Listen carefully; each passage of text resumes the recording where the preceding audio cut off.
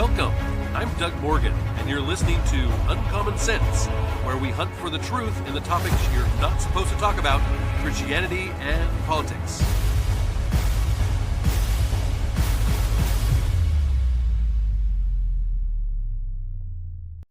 Bravo star Jennifer Welch is suggesting that Trump supporters should be barred from dining at Chinese, Indian, and Mexican restaurants, but should instead be forced to bring their fat donkeys over to Cracker Barrel. The Sweet Home Oklahoma star, never seen it, but she made the comments during an appearance on the I've Had It podcast. Never heard of that either, but anyway, quote, I've had it with white people that triple trumped, that have the nerve and the audacity to walk into a Mexican restaurant, a Chinese restaurant, an Indian restaurant, go to perhaps their gay hairdresser. This is what the mom of two said in anger. Triple Trump, by the way, refers to agreeing with president's policies on immigration, DEI, and LGBTQ issues, and that according to the New York Post. But according to the internet slang databases, triple Trumper can also refer to a person who voted for President Trump in all of the last three presidential elections, the 2016, 2020, and 2024. I don't think you should be able to enjoy anything but Cracker Barrel, is what she concluded. So I have a few questions for Jennifer Welch. So why should white triple Trumpers only be allowed to dine at Cracker Barrel restaurants? Is it the white man on the logo? Is it the comfort food on their menu? Is it the cozy feel of the atmosphere in their restaurants? Why can't white triple Trumpers eat and patronize restaurants of other ethnic foods? Since I am a white triple Trumper by any definition, is it acceptable for me to get Chinese food if I DoorDash it, let's say? Chinese food is one of my favorites. So can I get some of it and have it delivered to me? What if my driver is a white triple Trumper? Can I still pay him to bring it to me, to my home? How many ethnic style food places believe that I, as a white triple Trumper, should not give them money for their food?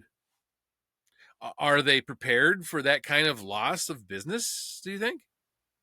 Is an American style Chinese restaurant really considered Chinese food? Or is this style of food made for Americans to suit their tastes and not even eaten in China?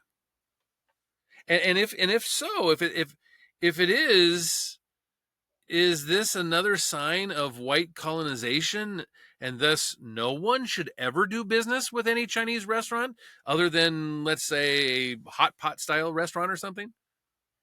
What about my voting record or my skin color or my belief system forbids me from doing business with whoever is willing to do business with me? Should people who voted for Hillary Clinton not be allowed to eat at Cracker Barrel? Should those that voted for Joe Biden not be allowed to eat at Cracker Barrel? And should those that voted for Kamala Harris not be allowed to eat at Cracker Barrel? But how about, should those that did not vote for Andrew Yang, he is the son of Taiwanese immigrants, in the 2020 election, be allowed to eat at Chinese restaurants? Why can I only eat at Cracker Barrel and others can eat where they want? Does this kind of attitude have anything to do with my opinion that those that break the law and come here illegally be removed from our country? How about, is KFC, Kentucky Fried Chicken, is it okay for me to to get food from? Or since they have, restaurants in other countries, is it off limits too? And my last question is, what about Cracker Barrel that makes it okay for me to eat there? And just so you know that I don't have a dog in this fight, I have only eaten at Cracker Barrel once in my life. It was in Arizona, and I thought it was fine. I mean, I thought the atmosphere was good. Food was fine, but the perception both before and after I ate there is that it was a homey American food place that had good atmosphere. I didn't not think of it as a liberal leaning restaurant chain that specialized in feeding the feel good leftist crowd. So what is happening at Cracker Barrel? Well, the Daily Wire reports that for so many Americans, Cracker Barrel is a convenient and consistent place to go for hearty meals, the kitschy decor, and a southern hospitality. That is until last week, when one trend-chasing executive decided to greenlight a logo revision, unleashing a backlash across the nation. Now, Cracker Barrel, founded in 1969 by the late Dan Evans, and came to symbolize American heritage. The original logo of an elderly gentleman sitting on a chair while leaning against a barrel epitomized that heritage by removing the nostalgic imagery. The company seemingly put the final nail in the coffin of a treasured piece of Americana. Now, when current CEO Julie Felix Massino, who previously served as president of Mattel and Taco Bell, announced the logo change, she explained that her goal was to get Cracker Barrel out of people's rearview mirror and to make sure, these are her quotes, make sure that it was something that really resonates with everybody of today and for tomorrow. Now, on paper, that may seem like a good idea, especially as the country is facing declining sales and trying to appeal to a younger demographic. But in practice, it's been an absolute disaster that has cost the company close to $200 million in market value after the rebrand. It would be too easy to chalk up Cracker Barrel's mistake as just another company gone woke. But the truth seems to be more complicated than even that. As Andrew Beck, founding partner of brand consultancy Beck & Stone, said during an email interview with the Daily Wire, Massino's flub was likely a result of heeding bad advice. Quote, she clearly values the brand and the customer's feelings about it, he said. I do not think her insights are wrong, but I highly suspect the outside help she describes as being brought in advised her team to turn left to modern instead of right to nostalgia at the fork in the road that every company must, what do we keep, what do we kick type question comes about. Well, Beck added that it takes deep cultural understanding and tactical skill to actualize such an insight. And when I see who was tasked with the redesign, it's the firm Profit, who tattoos their progressive cultural values on their sleeve. I just can't see them sharing the Cracker Barrel cultural context enough to execute Julie's vision skillfully. That disconnect is not unique to Cracker Barrel. In fact, it fits a growing pattern. Companies chasing sleek, modern branding often leave their loyal customer base behind, and it's enough to inspire eye rolls whenever a company strips its logo of personality to introduce a slick, minimalized itineration that's easily lost amongst a sea of similar corporate logos.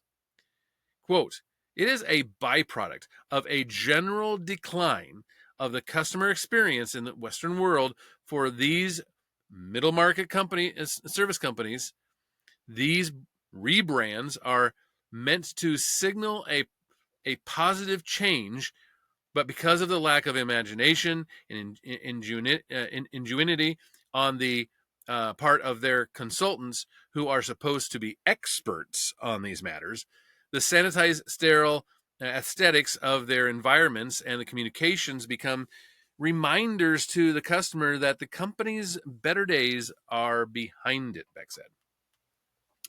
This is especially true for a brand like Cracker Barrel, whose entire identity is built on nostalgia and authenticity. Strip those away, and what remains? Quote, as I tell our corporate clients with legacy American brands, be who you are. If you are American, be American. Problems arise when those being relied on to advise the company do not value their client's heritage. This is what Beck said. And he said, often these are folks who come in and want to impose their own vision on a brand rather than taking up the company's historic values as their own. It is difficult to not see ideological influence in these decisions. For longtime employees, the decline has been obvious. Eric Russell worked for nearly a decade at Cracker Barrel. He says he did every job in the restaurant and even met his wife there. To him, it was more than just a place to work, and he said the customers felt the same way. Quote, Cracker Barrel was more than a restaurant to them. It was home, a place where they felt like they still belonged, even as the world changed around them, is what Russell told media personality Benny Johnson in an interview. But Russell says the business he once loved unraveled after leadership changes. He described how small changes added up to something big, like when brown menus were replaced, uniforms got more relaxed, and alcohol was introduced, despite the founder's conviction that staying dry preserved the family atmosphere. Quote, the logo and the store redesign is simply the last step in total brand destruction by corporate vandals who seem to despise the Cracker Barrel core culture, is what Eric said. He said the antiques on the wall were once curated from estate sales to reflect real Americana, but the remodel stores are using generic reproductions instead. Quote, I felt like I was part of something truly American, full of nostalgia and tradition. Now all that's being torn down and replaced with just another brand, soulless corporate chain, he said. That sense of loss goes beyond new decor. It's about what Cracker Barrel symbolized for countless Americans. Quote, Cracker Barrel built up decades of goodwill across the country, Russell continues.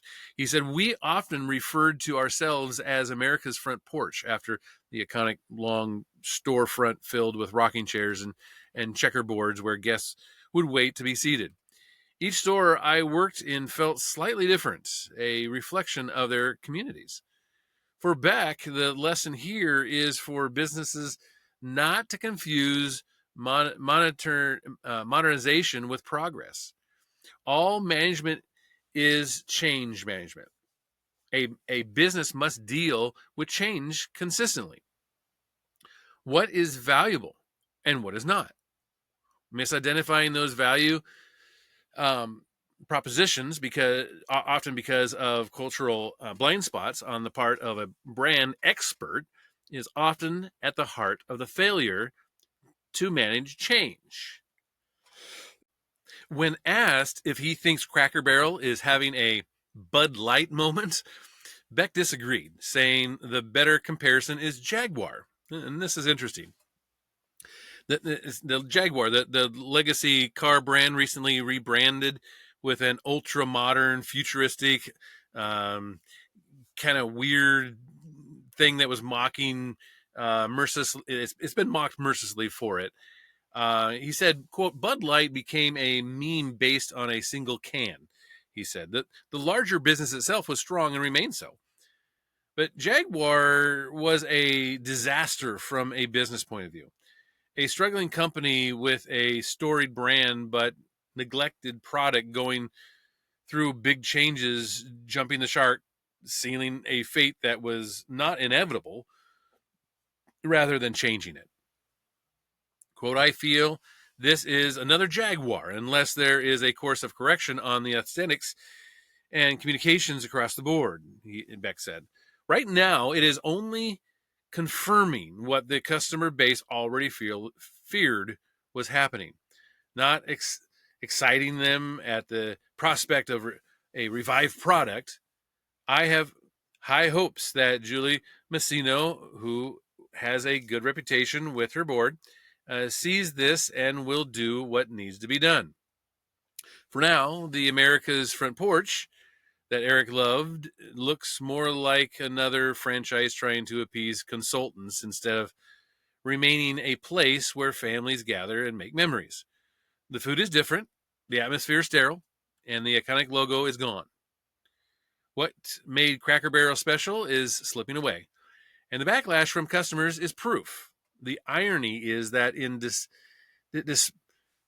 desperately trying to get out of America's rearview mirror, Cracker Barrel may have veered straight into the ditch. And they also said that the backlash came from a vocal minority. So they were at first trying to downplay this. As Cracker Barrel rebranding continues to dominate the public discourse, the company is downplaying the plethora of negative comments as a vocal minority, unquote. The Southern-themed restaurants are undergoing, of course, remodels, and most recently introduced an updated version of its classic logo that's been poorly received on social media. Cracker Barrel CEO Julie Massino said during an appearance on Good Morning America that feedback has been, quote, overwhelmingly positive. But that doesn't seem to match up with most of the comments and videos circulating online. The Cracker Barrel spokesperson told Fox News Digital in a statement that the response to the remodeled locations and other changes were informed by direct input of our guests and team members alike. The rep continued, acknowledging that there may be a vocal minority who feel differently. Quote, however, the strong performance of these locations affirms that we are moving in the right direction, the statement added. We hope people who haven't yet visited a remodeled store will visit us and experience the country hospitality proudly on display at every table and in every dish. Our values haven't changed, they say, and the heart and the soul of Cracker Barrel haven't changed. This is what the company is putting out. And Uncle Herschel, that's the guy that was in their logo, he's a real guy, believe it or not, remains front and center in our restaurants and on our menu. He is the face of the Herschel Way, the foundation of how our 70,000 plus employees provide the country hospitality. For such we are known. Here's another quote. It says, Cracker Barrel has been a destination for comfort and community for more than half a century, and this fifth evolution of the brand's logo, which works across digital platforms as well as billboards and roadside signs, is a callback to the original and rooted even more in iconic barrel shape and word mark that started it all back in 1969. Well, the new logo removes the old man perched next to the barrel in favor of modern minimalist text with no graphics. Critics say the new logo is devoid of personality, which it is. Just like the remodeled stores have a generic aesthetic that's leagues apart from the warm, welcoming aesthetic look of before. They also voice complaints about the updated menu, which is part of the rebranding efforts. And despite the company's rep claiming detractors were in a minority, Cracker Barrel has lost, as I said earlier, roughly $200 million in market value as of last Thursday, following the announcement of the new logo. And social media is still flooded with negative comments and pleas for the restaurant to reverse its previous look. And just days after doubling down on that disastrous rebranding effort, as we see here. Cracker Barrel actually has released a public statement addressing the backlash. The company came just shy of apologizing, so it didn't apologize, using the opportunity instead to promise fans that their values and mission haven't changed like their logo. Quote, if the last few days have shown us anything, it's how deeply people care about Cracker Barrel. The promise to our guests began. Quote, we're truly grateful for your heartfelt voices. You've also shown us that we could have done a better job sharing who we are and who we will always be. What has not changed and what will never change, they say, are the values of this company that was built on when Cracker Barrel first opened in 1969. Hard work, family, and scratch-cooked food made with care. A place where everyone feels at home, no matter where you're from and where you're headed. That's the Cracker Barrel you'll always find. Well, okay. Well, next, the company highlighted some of the elements they'd be keeping, including rocking chairs on the porch, a warm fire in the hearth, peg games on the table, unique treasures in our gift shops, as they say, and a vintage Americana with antiques pulled straight from our warehouse in Lebanon, Tennessee. They also discussed how the man with the barrel from the logo wouldn't be disappearing completely.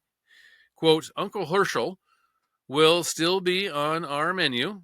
Welcome back, Uncle Herschel, favorite breakfast platter. On our road signs, he'll be on the road signs and featured in our country store. He's not going anywhere. He's family. By the way, I was on their website yesterday, and at the beginning of the day, they had the new logo, but by the end of the day, they did not. It actually changed back to the old one.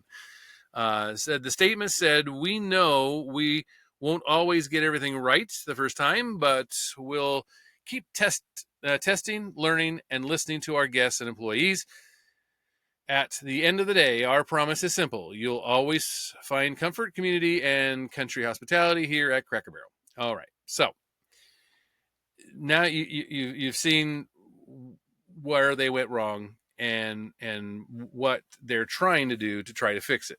But I thought that this David Marcus opinion piece in Fox News kind of highlighted what is happening here, because again we're talking about a company who decided to kind of go woke, and particularly a company that you would not expect to do so. But he says that few things in American life have felt as trapped in the amber of history as Cracker Barrel restaurants, with their recipe of comfort food served up in cozy confines that invoke a bygone era. It's little wonder Americans routinely wait for an hour to get a table after church or welcome a road trip diversion when they see the classic logo on the highway sign. Now, the Cracker Jack Whiz Kid marketing team at the iconic eatery corporate headquarters has decided to forego all of this, including possibly based on public reaction to their changes, the long lines. This is not exactly being wokeness at work, as we have seen with so many brands such as Target and Bud Light, but it is something similarly lifeless and cold. The first object of outage for fans of Cracker Barrel was a change to the design of the logo that has long stood sky high along our rural highways, nearly as common as mile markers. It depicts an old man sitting next to a barrel, presumably discussing farm equipment or the lack of rain. But that was the deal for the weary traveler. Come on in, sit for a spell. There's rocking chairs, and we'll pour gravy over everything for you. The new, antiseptic logo, though it keeps a similar font, is a cold C and B. It could be the corporate logo of almost any product you can imagine. It is indistinguishable from a logo that your cousin might make for his plumbing business using AI. But one thing we can say is that this cold corporate signage represents truth in advertising when you see what the wonder kids in the Cracker Barrel C-suite have in mind for the interior of the once charming restaurants. Instead of feeling like an old timey cottage, the new design has white walls, bright lights, modern decor, and all in all looks more like a place for ladies who lunch than families or truck drivers. This is why the shakeup at Cracker Barrel feels like wokeness. It feels like this very authentic place is being turned into a cookie cutter version of every other chain restaurant. And what is wokeness ultimately? But a demand for uniformity.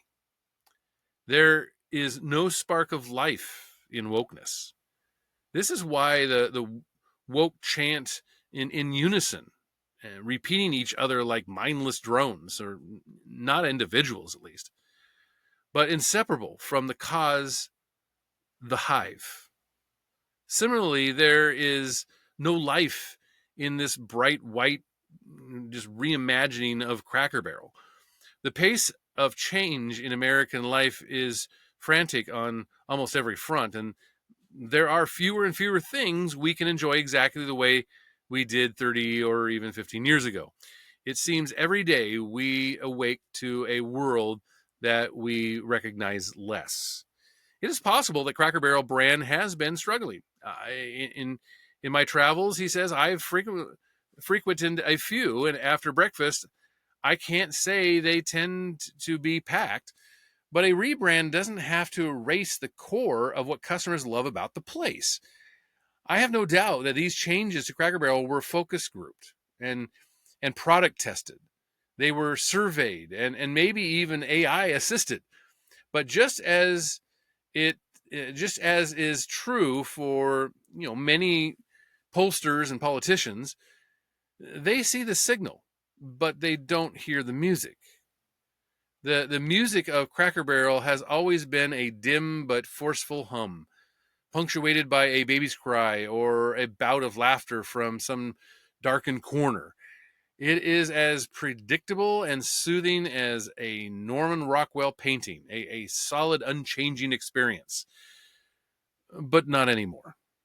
Cracker Barrel may not have gone woke in the same way Bud Light did with trans spokesmodel Dylan Mulvaney, or Target with its trans outfits for toddlers, but its new branding has the aesthetics of wokeness. This is an aesthetic that erases traditional Americana, that seeks to dethrone it, especially if it's rooted in white experience, and to turn it into corporate slop that says nothing of our history and culture. Hopefully it's not too late for the leaders of Cracker Barrel to hit the brakes on this wildly unpopular choice. And there's still a chance to remain what people want to cherish. Because another thing wokeness tends to do is to cut us off from our past, tell us it was never any good anyway. If this is not something that Cracker Barrel execs can do, there could be one last hope for updating a iconic American logo.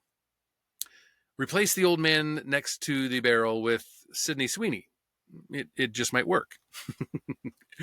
And I just thought that really summed up a lot of what was going on here. And again, I say a lot that, go woke, go broke. And that's really what's kind of happening here. It feels a lot like wokeness. It looks a lot like wokeness. And they're losing a lot of money like wokeness. Anyway, I'd love to hear your thoughts on it. Of course, you can always do that at uncommonsensepodcast.com. Or you can go to our YouTube page and share and like. We would love for you to do that. Thank you for listening.